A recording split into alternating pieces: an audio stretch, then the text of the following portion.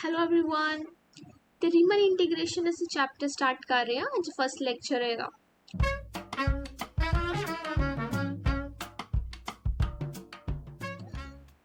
तो ਪਹਿਲਾਂ ਇਹਦੀ ਡੈਫੀਨੇਸ਼ਨਸ ਆਣੀਆਂ ਜਿਹੜੀਆਂ ਬਹੁਤ ਇੰਪੋਰਟੈਂਟ ਹੈ।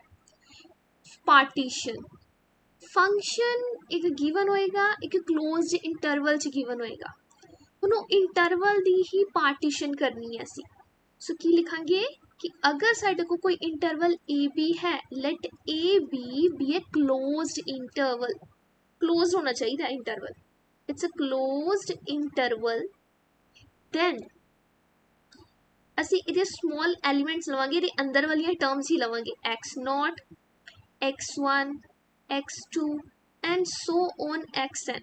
ਹੁਣ ਆ ਜਿਹੜੀ ਲਈਆਂ ਇਹਦੇ ਵਿੱਚ ਪ੍ਰੋਪਰਟੀ ਕੀ ਹੋਏਗੀ, इंटरवल ਦੀ स्टार्टिंग x0 है, x0 तो नेक्स्ट वाला एलिमेंट x1 ले रहे हैं, फिर x2 and so on xn। जो xn है वो है लास्ट इंटरवल का एलिमेंट b। मतलब एक ऑर्डर च इंक्रीजिंग ऑर्डर विच असी एलिमेंट्स लए है, उन्हों पार्ट्स करते हुए। हुण इन्नों एलिमेंट्स नूं ही अगर मैं सेट च लिखना x0 x1 x2 and xn, इन्हों ही असी कहांगे partition. Partition of it is partition of closed interval a b, right? पार्टीशन हो गई। ਹੁਣ ਅਸੀਂ नेक्स्ट करनी है रिफाइनमेंट। रिफाइनमेंट की होएगी कि अगर साडे को एक ही इंटरवल दी दो पार्टीशंस आ गई, एक पार्टीशन ਨੂੰ p1 कहता, एक पार्टीशन ਨੂੰ कहता p2। So let P1 and P2 be the partition of closed interval AB, and P1 is the subset of P2। proper subset होना चाहिए। P1 is the proper subset of P2, then P2 is called the refinement of P1। refinement of P1, ठीक है। ਹੁਣ next ਅਸੀਂ करना है lower and upper रीमन सम। ਉਹਦੀ definition देखते हैं। let f be a bounded function, f be a bounded function defined on closed interval, defined on closed interval ab। ਹੁਣ ab closed interval है, ਉਹਦੀ refinement ਅਸੀਂ ਲੈ ਚੁੱਕੇ ਹਾਂ, right? refinement ਜਾਂ कह लो partition ਉਹਦੀ ਅਸੀਂ ਲੈ ਚੁੱਕੇ ਹਾਂ p, and p is partition of ab। की है ए वाली चीज, ठीक है। ये आ गई रिफाइनमेंट, आ गई पार्टीशन, आ गई p। ਇਹਦੇ ਵਿੱਚ ਜੋ ਅਸੀਂ ਐਲੀਮੈਂਟ ਲਏ ਹੈ x0 x1, ਉਹਨਾਂ ਦਾ ਜੋ ਡਿਸਟੈਂਸ ਹੈ ਉਹਨੂੰ ਕਹਾਂਗੇ delta 1। So delta i will be the distance, delta I is denotes the distance, or you can say the length of sub interval।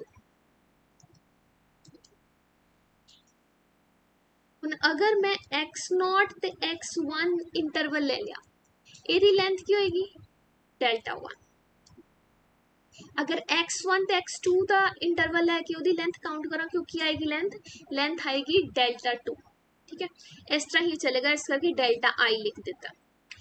Capital M आई की है उस इंटरवल दे विच सब तो मैक्सिमम वैल्यू फंक्शन दी। M I is the maximum value of the function fx in interval x0 to xi, या x0 to xi, या हाँ i ही लिखना चाहिए, i लिख रहे हाँ तो i minus 1 to i, right, ठीक है।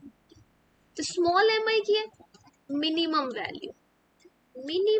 Value of fx in a closed interval xi minus 1 to xi।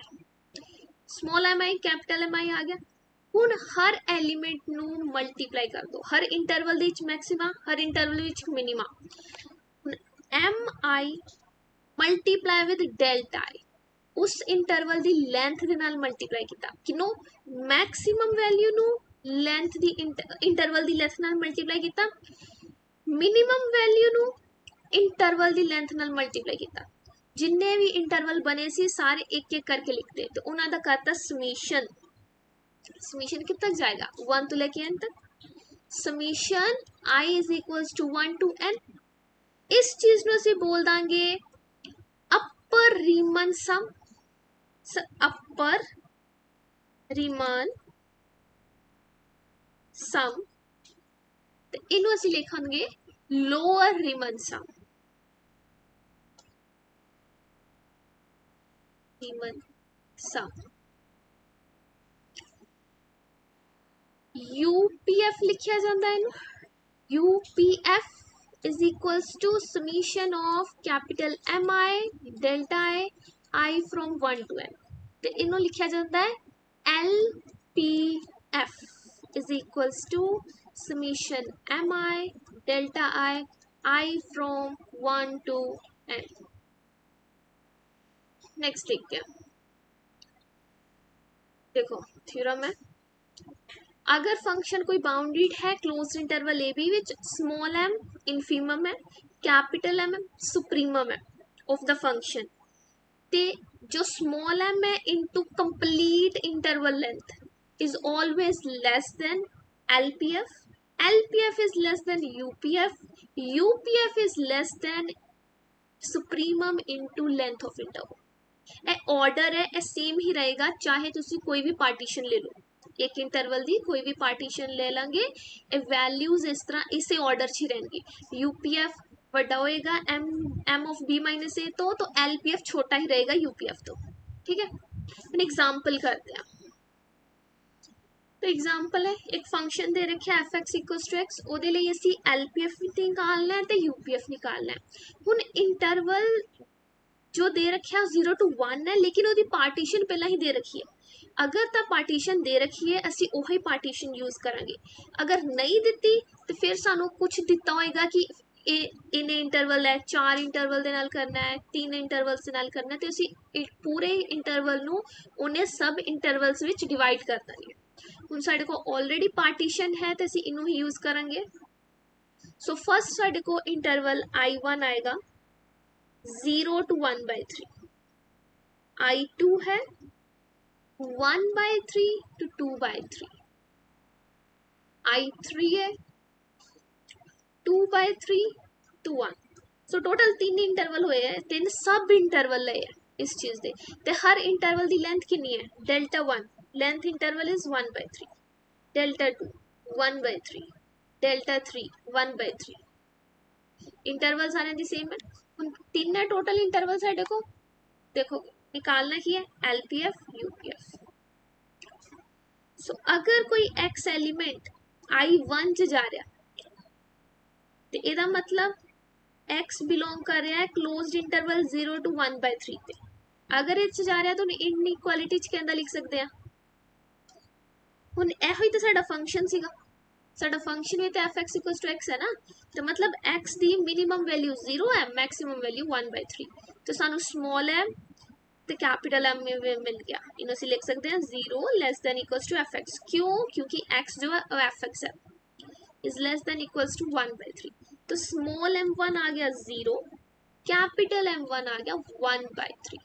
Similarly इसे नेक्स्टली करेंगे, अगर x I2 च जा रहा है, I2 की है 1/3 to 2/3, तो 1/3 to 2/3 फंक्शन ये विच आ जाएगा। क्यों मैं डायरेक्ट फंक्शन लिखता, क्योंकि x लिखना सीगा ते फंक्शन ही साडा x है, x ही साडा फंक्शन, इस करके मैं डायरेक्ट ही नेक्स्ट स्टेप च लिखता, मैं फर्स्ट स्टेप च सारा एक्सप्लेन किया। 1/3 तो 2/3, तो स्मॉल m2 आया 1/3, कैपिटल M2 आएगा 2/3। हुण इंटरवल 3 दे लिए देखो I3, x belongs to I3, it's 2 by 3 less than equals to fx is less than equals to 1. So small m3 is 2 by 3, capital M3 is 1. आ गया, निकालना की है उन्हें से LPF LPF की है summation of MI delta I from 1 to n, but साढ़े case 3 interval है तो I की वैल्यू 1 तो 3 तक ही आएगी. M1 delta 1, M2 delta 2, M3 delta 3, value substitute करो. स्मॉल m1 0 है, delta 1 1 by 3, M2 value 1 by 3 है, इंटरवल भी 1 by 3 ही है. M3 2 by 3 and delta 3 1 by 3. Solve करेंगे तो आ जाएगा 0 plus 1 by 9 plus 2 by 9, 3 by 9. 3 by 9 means 1 over 3. LPF आ गया 1 over 3. इस तरह ही UPF निकालेंगे. UPF आएगा summation capital MI delta I from 1 to 3. सो पहला कैपिटल M की ना सी 1 by 3, डेल्टा सारे से सेम ही है क्योंकि जो इंटरवल सी वो इक्वी डिस्टेंस इंटरवल सी, तो ਉਹਦੇ ਵਿੱਚ ਸਾਰਿਆਂ 'ਚ ਲੈਂਥ ਆਫ ਦਾ ਇੰਟਰਵਲ ਸੇਮ ਹੀ ਹੈ. ਨੈਕਸਟ M2 ਦੀ ਵੈਲਿਊ 2 by 3 1 by 3, M3 ਦੀ ਵੈਲਿਊ 1 1 into 1 by 3. करो open 1 by 9 2 by 9 and 1 over 3. ये आ जाएगा 3 by 9 plus 1 by 3. 3 by 9 कितना होता है 1 by 3. So 1 by 3 plus 1 by 3 2 by 3. So answer is 2 by 3. UPF आ गया 2 by 3. पहला सी डेफिनेशन देखी सी कि डेफिनेशन की है LPF एंड UPF दी. ਹੁਣ ਅਸੀਂ ਇੱਕ ਕੁਐਸਚਨ ਵੀ ਉਹਦੇ ਹਿਸਾਬ ਨਾਲ ਕਰ ਲਿਆ ਜਦੋਂ ਹੋਰ ਕਲੀਅਰ ਹੋ ਗਿਆ ਕਿ ਅਸੀਂ ਨਿਕਾਲਿਆ ਕੀ ਹੈ ਤੇ ਕਿਸ ਤਰ੍ਹਾਂ ਨਿਕਾਲਿਆ, किस तरह सॉल्व कर रहे हैं. ठीक है, होप सो तुहानू क्लियर होएगा. नेक्स्ट देखते हैं हुण एक फंक्शन रीमन इंटीग्रेबल फंक्शन किस तरह होंदा है वो देखते हैं. पैटर्न असी की देखिया सी small m into b minus a is less than equals to LPF is less than equals to UPF less than equals to capital M into B minus a. ए कदों फॉलो होएगा जदों फंक्शन fx जो है bounded होएगा interval AB विच, closed interval AB विच. ये चीज़ follow होएगी. हुण स्मॉल m की है greatest lower bound and capital M की है लीस्ट अपर बाउंड. कोई भी फंक्शन दे विच अगर यहाँ कोई इंटरवल ले लो, कोई इंटरवल अगर वो क्लोज्ड बाउंडेड है या क्लोज्ड इंटरवल है कह लो, तो उदा हमेशा लीस्ट अपर बाउंड एग्जिस्ट करेगा तो हमेशा ग्रेटेस्ट लोअर बाउंड एग्जिस्ट करेगा. हुण ओहदे तो असीं लेके आ कि हैगा क्योंकि इंटरवल क्लोज सी, क्लोज इंटरवल ए बी ते small m capital M exist कर रहे. हुण असीं लिखांगे कि अगर अपर बाउंड असी ले लिए LPF दा LPF. हुण पार्टीशन तो कोई रिस्ट्रिक्शन नहीं है, पार्टीशन कोई भी ले सकते हैं. सेट की ले लिया LPF such that P belongs to the partition of AB. Least upper bound किदा निकाल रहे हैं एक सेट दा, सेट केदा लीस्ट LPF दा सेट है एंड ग्रेटेस्ट लोअर बाउंड किदा निकाल रहे हैं, ग्रेटेस्ट लोअर बाउंड निकालते हैं UPF दा, U ऑफ PF. ये भी की लिखांगे जो P है, P एक पार्टीशन है, so P belongs to the partition of AB.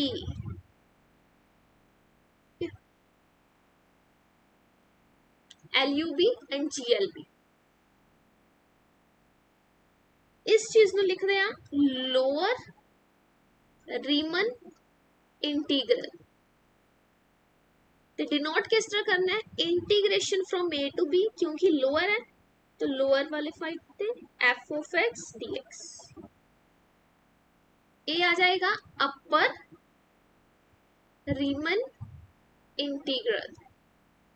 तो डिनोट किस तरह करेंगे A to B bar f of x dx.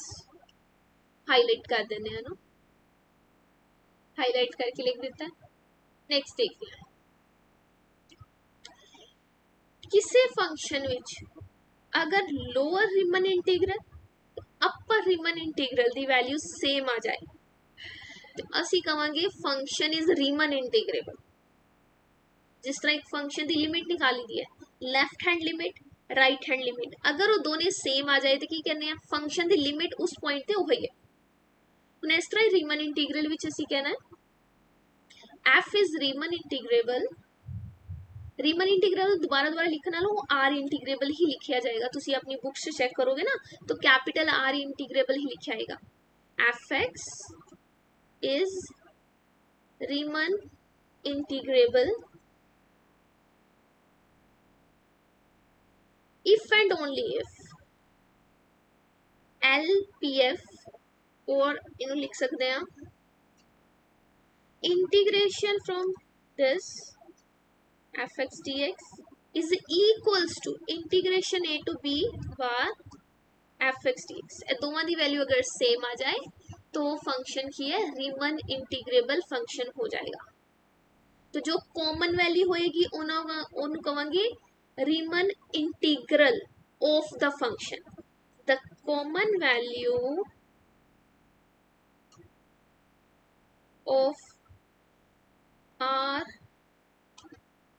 of this is called r integral of f on closed interval ab। फिर जो common value आ गई same आ गई तो इन्हों दोबारा दोबारा लिखने की लोड़ नहीं है। एंड बार बार पाने की लोड़ नहीं है। ए दे उत्ते बार या बी दे उत्ते बार पाने की लोड़ नहीं है। असी सिंपल ही लिखेंगे the value is a to b f of dx that's it. हुन जरूरी भी नहीं है कि अगर फंक्शन बाउंडेड है इंटरवल दे उत्ते और रीमन इंटीग्रल ही होए। It's not necessary if a function is bounded on an interval it is Riemann integrable. It's not necessary. It may not Riemann integrable. ठीक है आज के लेक्चर च इना ही लिखते हैं। नेक्स्ट वीडियो च असी नु कंटिन्यू करांगे पूरा चैप्टर रीमन इंटीग्रेबल असी करना है। ठीक है सो अगर कोई डाउट आए तो पूछ सकते हो comment box. Okay thanks for watching.